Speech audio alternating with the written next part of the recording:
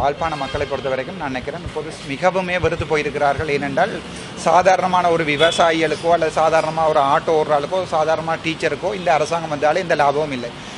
உகண்டாவில் காசு இருக்கின்றார்கள், கோடி கோடியாக அடித்திருக்கிறார்கள் என்றால் முதல் இருந்த அரசாங்கம் ஜனாதிபதி இல்லாதையும் சிறைக்கு அனுப்புவோம் என்றார்கள், எதுவுமே செய்யவில்லை.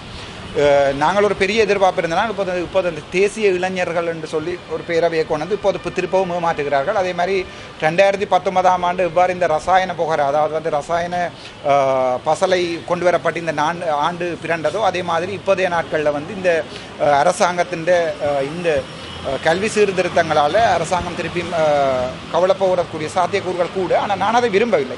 நான் நினைக்கிறேன் அது சரியாக செய்ய வேண்டிய ரிஃபார்மேஷன் உண்டு, அவர்கள் அதை டைம் எடுத்து செய்ய வேண்டும். ஆனால் அவர்களால் ஒரு பிரதேச சபையை கூட வெல்ல முடியவில்லை அரசாங்கத்தால். இப்படியே போனால் திருப்பியும் ஒரு அரகலை ஒரு இடத்தில் வரும். நான் ஒரு டாக்டராக இருந்து பர வேண்டிய கஷ்டம் எல்லாம் பட்டேன். வேலை இல்லாமல் போயிட்டு, படிப்பு இல்லாமல் போயிட்டு, எல்லாம் போயிட்டு ஜெயிலில் போட்டாப்பன், பிடிஏயில் போட்டால் ஒரு 5 வருஷம் 10 வருஷம் நிம்மதியாக இருக்கலாம். அவ்வளோ உண்மையான தமிழர்கள் எல்லாம் இந்த அரசியலை விட்டு போகிற நாளாக இருக்கும்னு நினைக்கிறேன். யோசிச்சு பாருங்க, சுமந்திரன் மாதிரி ஒரு ஆள் பிரதமராக இருந்தால், அமைச்சராக இருந்தால் வீட்டில் நடக்கும்னு சொல்லி முதலமைச்சராக இல்லை. நான் இந்த முதலமைச்சர் போட்டியில் பெரும்பாலும் நிற்பனா இல்லை எனக்கு தெரியாது. அதுக்கு இல்லை, நான் இந்த பிடிஏவில் உள்ளே இருப்பேன் ஒரு நம்பிக்கை இருக்குது. பிடிஏவில் அடித்து போடணும், அது வேறு பிரச்சனை. ஜனாதிபதி ஒரு வாக்குறுதி தந்திருக்கிறார், அரசியல் கருத்துக்களுக்கு பிடிஏ பாவிக்க மாட்டேன்னு. ஆனால் இப்போ ஜேபிக்கு நான் பாராளுமன்றத்தில் இருக்கிற ஒரு பெரிய பிரச்சனை.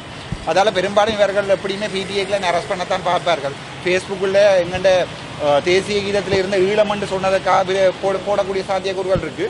ஆனால் பிரதமராக நான் நினைக்கிறேன் யாராவது ஒரு படித்த முன்மாதிரியான நல்ல மனிதர் ஒருவர் வரணும்னு நான் எதிர்பார்க்கிறேன். அரசாங்கம் சிஐடி கூடி ஒன்று வந்திருக்கிறது ஃபேஸ்புக்கில் என்னுடைய தேசிய கீதத்தில் இருக்கிற ஈழமன்ற வசனத்தை சொன்னதுக்காக மட்டும்தான். அதுக்கே நான் பயப்படுவேன்.